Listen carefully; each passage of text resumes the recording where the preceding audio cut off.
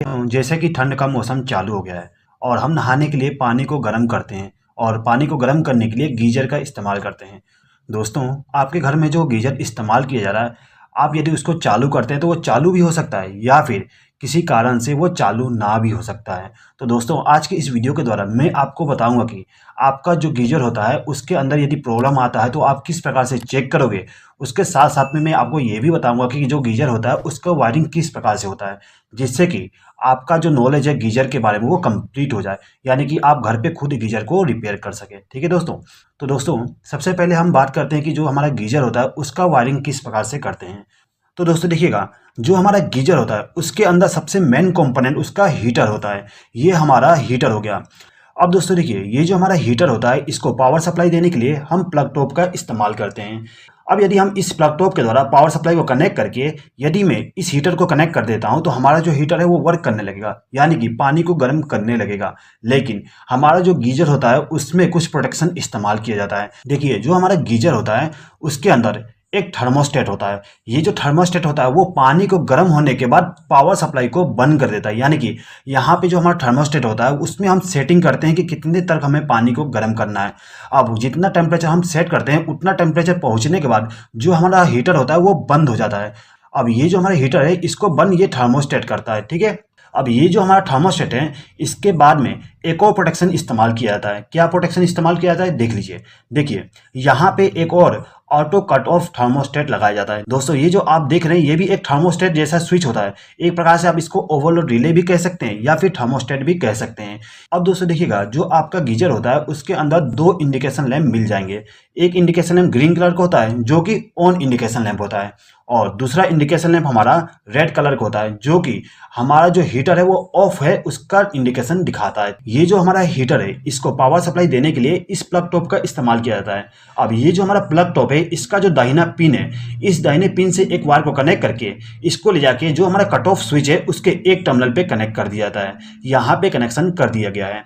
अब यहाँ से हमें आउटपुट पावर सप्लाई मिलेगा, तो यहाँ से एक वायर को कनेक्ट करके हमारा जो थर्मोस्टेट है उसके एक टर्मिनल पे कनेक्ट कर देंगे, यानी कि इनकमिंग साइड पावर सप्लाई को कनेक्ट कर देंगे। अब ये जो हमारा थर्मोस्टेट है इसके इस टर्मिनल से हम एक वायर को कनेक्ट करके ले जाएंगे और जो हमारा हीटर है उसके एक टर्मिनल पे कनेक्ट कर देंगे। दोस्तों, एक चीज़ हमेशा याद रखिएगा, ये जो दोनों स्विच हैं इन दोनों स्विच को सीरीज में कनेक्ट किया जाता है। अब यहाँ पे जो हमारा हीटर था उसको फेज सप्लाई मिल गया। अब इस हीटर को न्यूट्रल सप्लाई देने के लिए हम क्या करते हैं, ये जो हमारा प्लग टॉप का लेफ्ट हैंड साइड वाली जो पिन है इस पिन से एक वायर को कनेक्ट करेंगे और इसको ले जाके हमारा जो हीटर है उसके दूसरे टर्मिनल पे कनेक्ट कर देंगे, जिससे कि हमारा जो हीटर है उसको फेज सप्लाई और न्यूट्रल सप्लाई दोनों के दोनों मिल जाएंगे।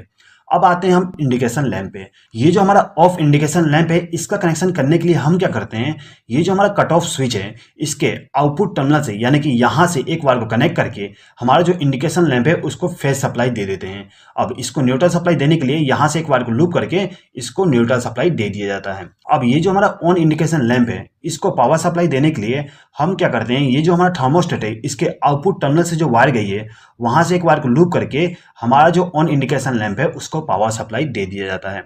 उसके बाद में इस इंडिकेशन लैंप को न्यूट्रल सप्लाई देने के लिए यहाँ से एक वायर को लूप करके न्यूट्रल सप्लाई दे दिया जाता है। अब दोस्तों देखिएगा, जो हमारा प्लग टॉप होता है उस प्लग टॉप में आपको एक मोटा वाला पिन मिल जाएगा। ये वाली जो पिन होती है ये अर्थिंग के लिए होता है। तो इसके लिए हम क्या करते हैं, यहाँ से एक वायर को कनेक्ट करके ले जाते हैं और जो हमारा गीजर होता है उसके बॉडी के साथ इस वायर को कनेक्ट कर देते हैं। ये जो वायर होता है वो अर्थिंग के लिए होता है। दोस्तों, हमेशा याद रखिएगा, आपका जो गीजर है उसको अर्थिंग जरूर करिएगा, क्योंकि आपका जो गीजर है उसमें आप इलेक्ट्रिक पावर सप्लाई दे रहे हैं और वहां पे पानी भी मौजूद है, तो वहां पे इलेक्ट्रिक शॉक लगने का खतरा बहुत ज्यादा होता है। इसीलिए आप वहां पे अर्थिंग का कनेक्शन जरूर करिएगा। ठीक है। तो यहाँ पे जो आपका गीजर का वायरिंग था वो कंप्लीट हो गया। चलिए दोस्तों, एक बात समझ लीजिए कि जो आपका गीजर है वो कैसे वर्क करेगा। तो देखिए, आपका जो गीजर है यदि इसको ऑन करना है तो आपको क्या करना पड़ता है कि ये जो प्लग टॉप है उसको आपको सॉकेट में कनेक्ट करना पड़ेगा। उसके बाद आपको स्विच को ऑन करना पड़ता है। जैसे ही आप स्विच को ऑन करते हैं तो पावर सप्लाई यहाँ से फ्लो होते हुए कट ऑफ स्विच में चला जाता है, और कट ऑफ स्विच हमारा एनसी होता है। एनसी होने के कारण पावर सप्लाई यहाँ से फ्लो होते हुए हमारे थर्मोस्टेट में चले जाएगा, और यदि पानी का टेम्परेचर नॉर्मल है यानी कि कम है, जितना आपने थर्मोस्टेट का सेटिंग करके रखे हैं उससे कम है, तो आपका जो थर्मोस्टेट है वो क्या करेगा, पावर सप्लाई को आउटपुट टर्मिनल पे दे देगा, यानी कि इस टर्मिनल पे पावर सप्लाई आ जाएगी। और यहाँ से हमने एक वायर को कनेक्ट करके हमारा जो हीटर है उसका कनेक्शन किए हैं, तो हमारा जो हीटर है वो ऑन हो जाएगा। अब जैसे ही पानी गर्म हो जाता है तो ये जो थर्मोस्टेट होता है वो क्या करता है, पावर सप्लाई को ब्रेक कर देगा। कैसे ब्रेक करेगा, यहाँ पे जो हमारा थर्मोस्टेट है इसके अंदर एक बायोमेट्रिक स्ट्रिप लगा होता है, वो क्या करता है, टेम्परेचर को सेंस करता है, और टेम्परेचर को सेंस करने के बाद ऑपरेट हो जाता है। और ऑपरेट होने के बाद क्या करेगा, ये जो पावर सप्लाई यहाँ से यहाँ जा रही थी उसको ब्रेक कर देगा, यानी कि पावर सप्लाई जो यहाँ पे थी वो यहाँ पे नहीं पहुंच पाएगा, जिसके कारण से इस हीटर को फेज सप्लाई नहीं मिलेगा और हमारा जो हीटर है वो ऑफ हो जाएगी। अब जैसे ही आपका जो पानी का टेम्परेचर है दोबारा कम हो जाता है तो आपका जो हीटर है दोबारा ऑन हो जाएगी। अब दोस्तों देखिएगा, यहाँ पे हमारा जो इंडिकेशन लैंप है उसका भी कनेक्शन इसके आउटपुट टर्मिनल से किया गया है, यानी कि आपका जो हीटर है वो यदि ऑन रहता है तो आपका ये वाला इंडिकेशन भी ऑन रहेगा, और यदि आपका जो हीटर है वो ऑफ रहता है तो ये इंडिकेशन लैंप भी ऑफ रहेगा। ठीक है, अब यदि किसी कारण से हमारा जो थर्मोस्टेट है वो काम नहीं करता तो उस कंडीशन में हमारा जो कट ऑफ स्विच है वो ऑपरेट हो जाएगा। ये जो हमारा कट ऑफ स्विच है वो क्या करेगा, यहाँ से पावर सप्लाई जो यहाँ पे पहुँच रही थी उसको ब्रेक कर देगा, यानी कि यहाँ पे पावर सप्लाई नहीं आ पाएगी, जिसके कारण से आपका जो ये इंडिकेशन लैंप है वो ग्लो करना बंद कर देगा। ठीक है दोस्तों, तो यहाँ पे यदि आपका ये वाला इंडिकेशन लैंप ग्लो नहीं करता है तो यहाँ पे ये की पॉसिबल है कि आपका जो कट ऑफ स्विच है वो ऑपरेट हो गया है। अब यदि आपको कट ऑफ स्विच को नॉर्मल करना है तो आपको क्या करना पड़ता है कि आपका जो गीजर है उसके नीचे में जो ढक्कन होती है उसको ओपन करना पड़ेगा, और ओपन करने के बाद आपका जो कट ऑफ स्विच होता है उसमें लगा ये वाला जो स्विच है इसको प्रेस करिएगा। जैसे ही आप इसको प्रेस करोगे तो आपका कट ऑफ स्विच दोबारा नॉर्मल हो जाएगा। उसके बाद आप ढक्कन को बंद करके दोबारा गीजर को ऑन करिएगा, आप देखिएगा आपका जो गीजर है वो दोबारा ऑन हो जाएगा। अब दोस्तों देखिए, आपका जो गीजर होता है उसमें मोस्टली प्रॉब्लम आपका जो हीटर है उसमें आती है, यानी कि हमारा जो हीटर है वो खराब हो जाता है। यदि आपको हीटर को चेक करना है कि आपका जो हीटर है वो ओके है कि नहीं है, तो उसके लिए आपको क्या करना पड़ता है कि आपका जो मल्टीमीटर है उसको एक रेजिस्टेंस पोजीशन पे सेलेक्ट कर देना है, यानी कि आपका जो रोटेटिंग नॉब होता है उसको रेजिस्टेंस पे सेलेक्ट कर लेंगे। उसके बाद में आपका जो वायर है यानी कि प्रोब है मल्टीमीटर का, उनको दोनों टर्मिनल पे कनेक्ट करना है हीटर के।